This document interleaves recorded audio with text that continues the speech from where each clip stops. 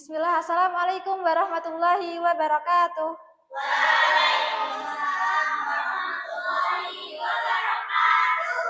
Selamat siang anak-anak. Masya Allah, semangat sekali. Mari bisa dipimpin berdoa Mbak Atifah.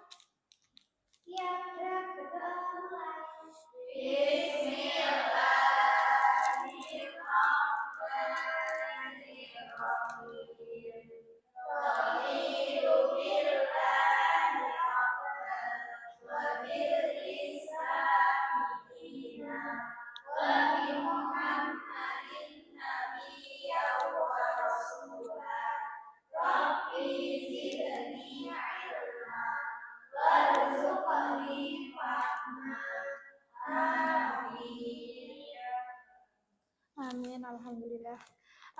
Kemarin kita udah membaca Al-Quran surat apa? Sampai surat apa kemarin? Al-Falaq. Fatin. Baik, sekarang bisa dibuka Al-Qur'annya surat Al-Bayyinah ya anak-anak.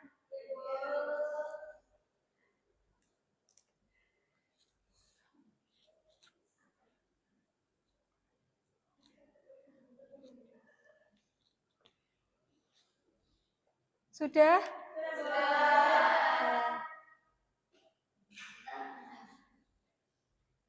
Kita mulai dengan bismillah secara bersama-sama ya. 1, 2, 3.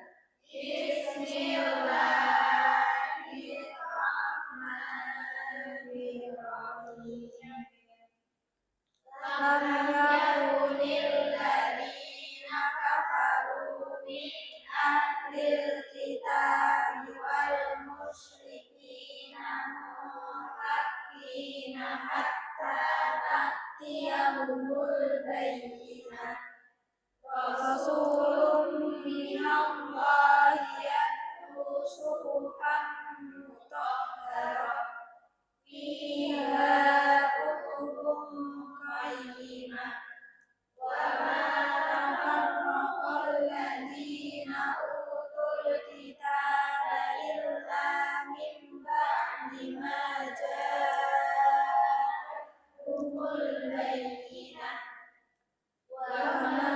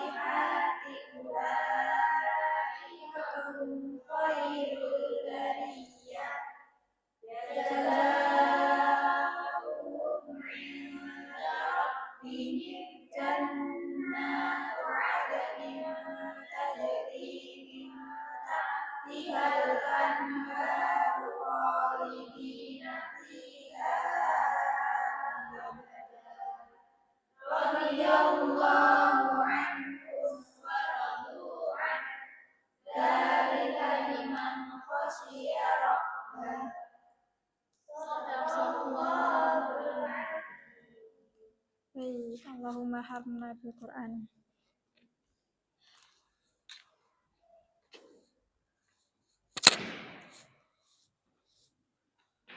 Baik, kemarin sebelum Ibu mulai pembelajaran pada hari ini, pada siang ini, Ibu mau tanya, kemarin kita sudah belajar apa saja? Kemarin ada beberapa tokoh, salah satunya ada Jalaluddin Al-Afghani, Bu. Ya, ada lagi? Sudah? Kalau nggak salah ulama-ulama, Bu. Ya, betul.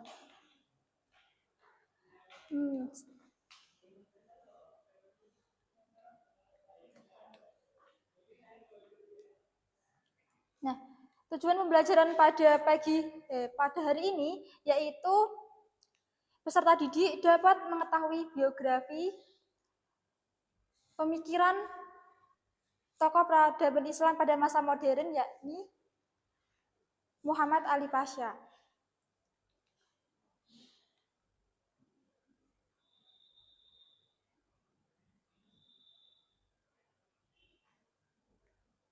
Baik. Sekarang Ibu akan membagi kelompok menjadi dua bagian. Bagian depan yaitu berdiskusi mengenai tokoh pemikiran Islam Muhammad Ali Pasha. Dan yang belakang berdiskusi mengenai biografi Muhammad Ali Pasha sebagai tokoh pembaru Islam pada masa modern. Gitu. Bisa silakan diskusi. Bisa di tempat boleh, di depan juga boleh.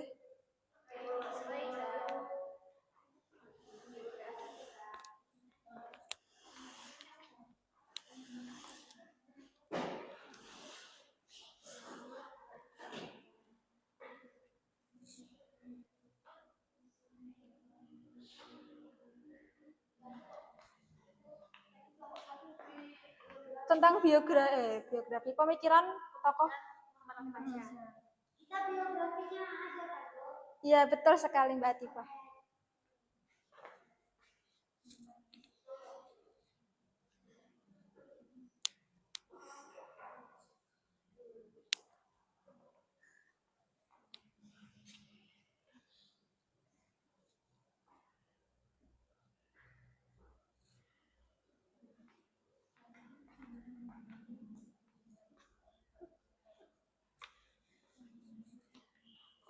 Ini ya Bu, ini berarti biografinya. Iya, betul sekali. Itu. Bu, nanti yang maju semua apa? Salah satu saja. Boleh. Mbak Aulia juga boleh, Mbak Isma juga boleh. Maaf ya.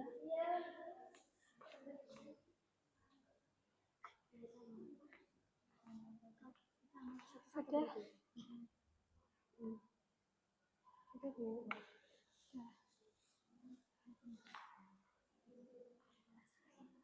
Kelompok biografi sudah? Sudah. Kelompok pemikiran? Sudah? Sudah. Oke. Kita awali dari kelompok biografi dulu. Boleh Mbak salah satu? Iya.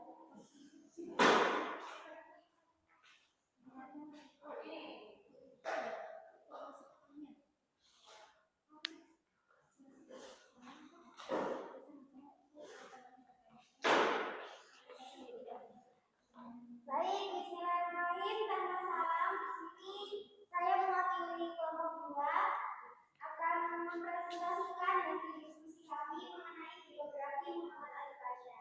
Jadi beliau itu lahir pada 6 Maret 1769 di Ottoman, Albania.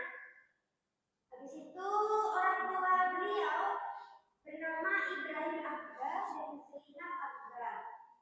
Beliau juga udah punya anak. Yang pertama Ibrahim Pasha, Tusun Pasha, Muhammad Said Pasha, dan Ismail Kamil Pasha. Nah, kebangsaannya Muhammad Ali Pasha ini Islamnya. Kemudian beliau juga sudah mendirikan sebuah organisasi. Yang pertama ada Angkatan Bersenjata Mesir, ada juga Angkatan Darat Mesir. Mungkin cukup itu dari kelompok 2, kurang lebihnya mohon maaf. Terima kasih. Baik, mari kita beri tepuk tangan buat kelompok 2. Sudah?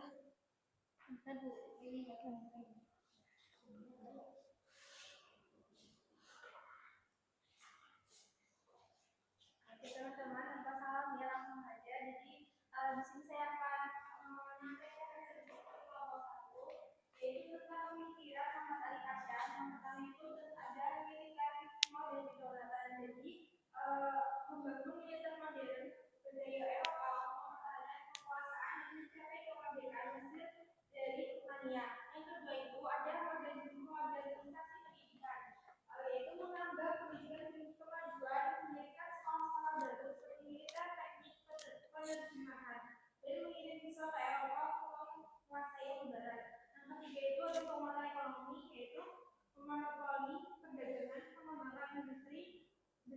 menjual kertas dan memperbaiki irigasi. Baik. Mari kita beri tepuk tangan untuk kelompoknya.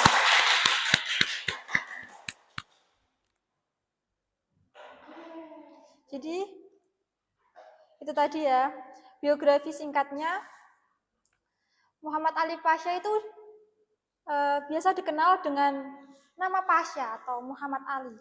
Seperti yang tadi sudah didiskusikan bahwa Muhammad Ali Pasha lahir di Mesir pada bulan Januari 1965 di Kawala. Kawala itu di bagian timur Yunani di wilayah Kode Madenia, kalau nggak salah. Nah, Muhammad Ali Pasha ini dari biografi yang kurang mampu, di mana orang tuanya itu sebagai penjual rokok dan dia itu tidak sekolah seperti anak-anak pada umumnya, begitu. Nah, tetapi Muhammad Ali Pasha ini merupakan anak yang paling cerdas, pemberani, gigih dalam bekerja. Bisa dibilang dia adalah orang yang pekerja keras. Nah, karakter-karakter itulah yang menjadikannya Muhammad Ali Pasha itu seorang pemimpin, di mana ketika dia diamanahi bekerja sebagai sebagai pajak pemerintah, dia tidak memandang siapa yang berpunya, siapa yang tidak berpunya, begitu. Semua orang dipandang oleh Muhammad Ali Pasha ini sebagai orang yang sama. Dan dari situlah terjadinya pemberontakan seperti itu. Karena apa? Karena orang-orang yang tidak mampu itu menganggap kalau dia tidak mampu, dia belum bisa membayar uang pajaknya.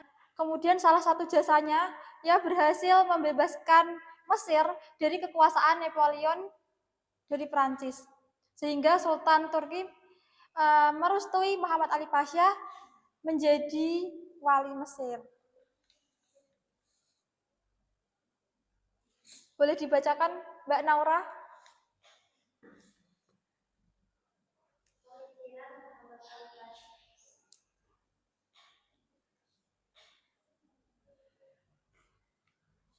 Lanjut.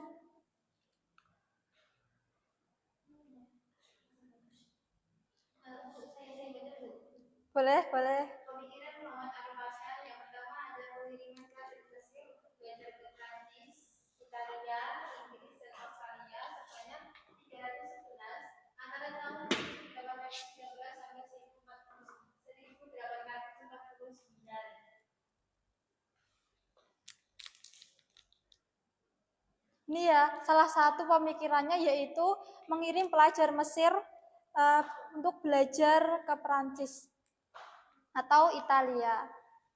Mbak Atika bisa dibaca? Selanjutnya itu adalah bidang militer, melakukan inovasi dengan mendatangkan seorang perwira tinggi Prancis untuk melatih tentara militer Mesir. Mengirimkan pelajar terbaiknya untuk belajar kemiliteran di Prancis. Ketika lulus mereka diminta untuk mengajar di sekolah militer Mesir.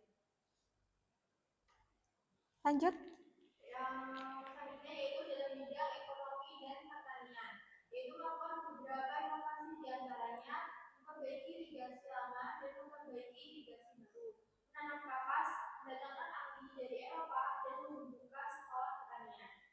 Nah ini ya, yang kedua yaitu mendatangkan seorang perwira untuk melatih militer. Dan yang ketiga ada bidang ekonomi dan pertanian itu memperbaiki irigasi lama. Mbak Aul bisa dibacakan? Oke, dulu. Bidang pendidikan Pasha melakukan inovasi dan mendirikan sekolah modern, yaitu sekolah militer, sekolah teknik, sekolah kedokteran, sekolah teknik, pertambangan pertanian, penerjemah sekolah dasar, sekolah menengah, politeknik accounting sipil, integrasi industri administrasi, perwira laut, industri bahari, sekolah tinggi kedokteran. Nah ini mendirikan bidang pendidikan. Nah, bidang pendidikannya apa saja nanti ada di sini. Mbak Kaila bisa dibaca. Pengelompokan ilmu pengetahuan. Yang pertama, ilmu pengetahuan bahasa, yaitu bahasa Italia dan juga bahasa Prancis, Turki, dan Persia. Kemudian yang kedua, ilmu pengetahuan sosial. Sejarah geografi ekonomi antropologi, administrasi negara, pendidikan kemasyarakatan, filsafat, militer, dan hukum. Nah, itu tadi bidang ilmu pengetahuan. Lanjut dibaca Mbak Kaila. Ya. Yang ketiga, ilmu pengetahuan alam. Ada fisika, farmasi, ilmu alam, ilmu kedokteran, ilmu teknik, arsitek, dan kimia. Yang keempat, matematika dengan pelajaran utama, yaitu aritmatika dan matematika. Yang kelima, pengetahuan keterampilan. Ada keterampilan umum dan pendidikan kesejahteraan keluarga. Nah, itu tadi pengelompokan ilmu pengetahuan di bidang pendidikan ya.